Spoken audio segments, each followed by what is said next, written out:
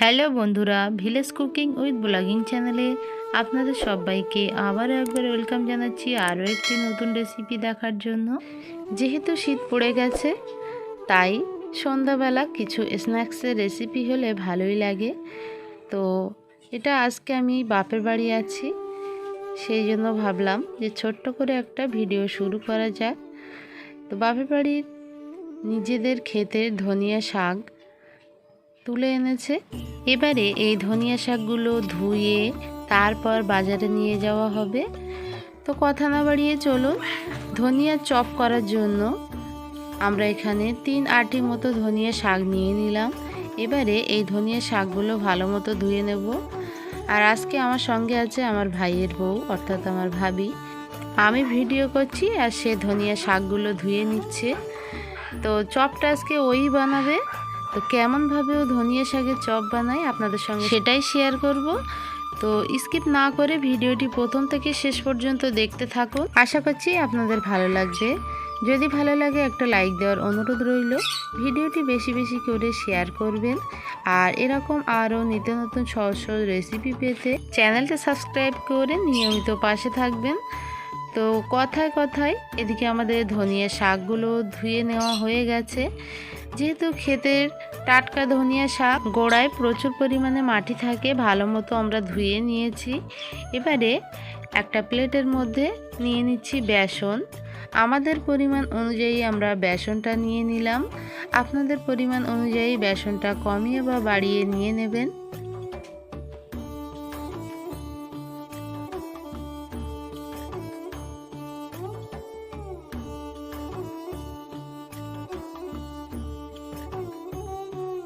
দিয়ে দেব স্বাদ মতো লবণ।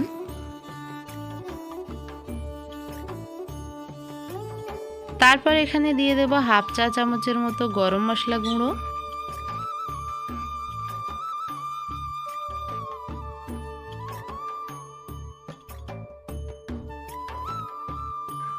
পরিমাণ মতো হলুদ, ওই 1.25 চা চামচের মতো আছে।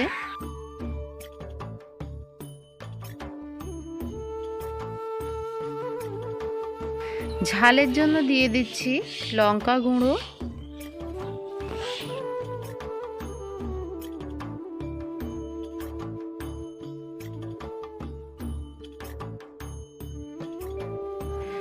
দেড় চা চামচের মতো দিয়ে দিলাম আদা রসুন বাটা।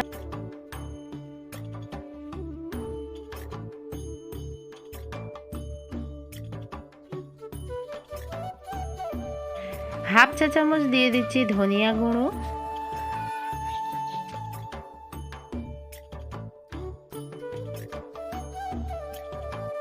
হাফ চা চামচের মতো দিয়ে দিলাম কালো গোলমরিচের গুঁড়ো। হাফ চা চামচের মতো দিয়ে দিলাম ভাজা জিরার গুঁড়ো।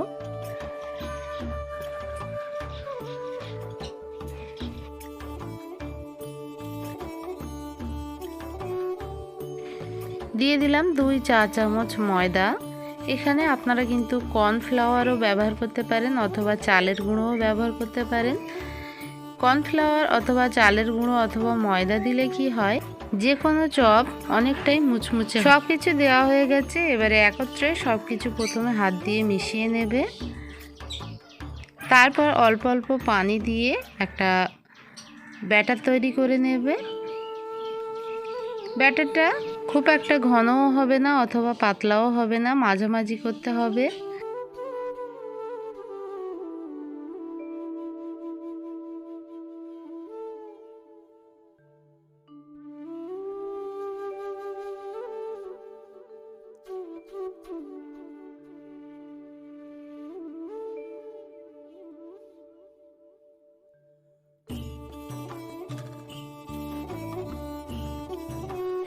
ধনিয়া পাতার চপ তৈরি করার জন্য ব্যাটারটা আমাদের রেডি হয়ে গেছে।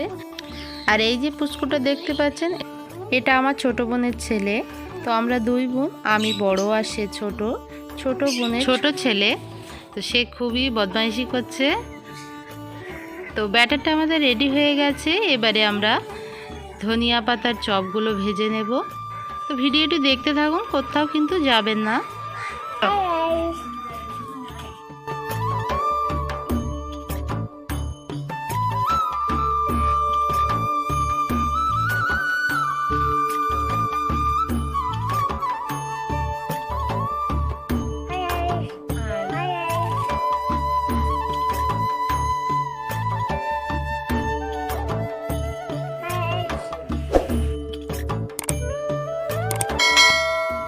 ধনিয়া পাতাগুলো গোড়াগুলো প্রথমে কেটে নিয়েছি, কেটে ফেলে দিয়েছি। তারপরে 4 থেকে 5টা করে ধনিয়া পাতা এইভাবে একসঙ্গে করে নিয়ে ব্যাটারে চুবিয়ে তেলে ছেড়ে দেব।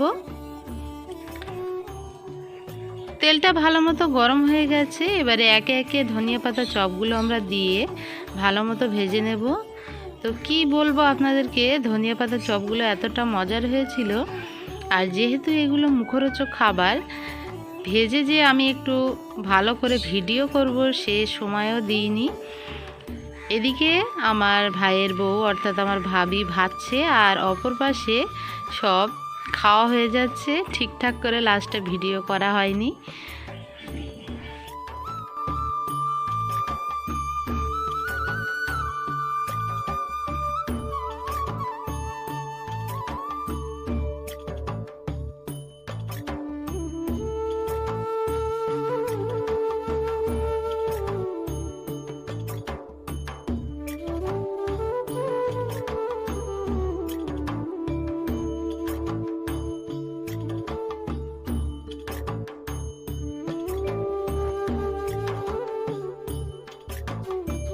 তো এই দেখুন সে পুচকেটা আবার কেমন করে ধনিয়া পাতা চপটা খাচ্ছে।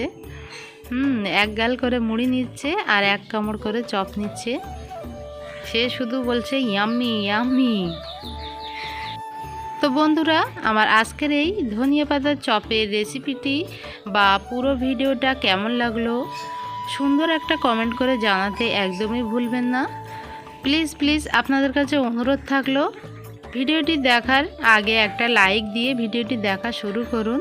আপনারা ভিডিও দেখছেন কিন্তু লাইক দিচ্ছেন না, এতে করে আমার ভিডিও বানাতে একদমই ভালো লাগছে না।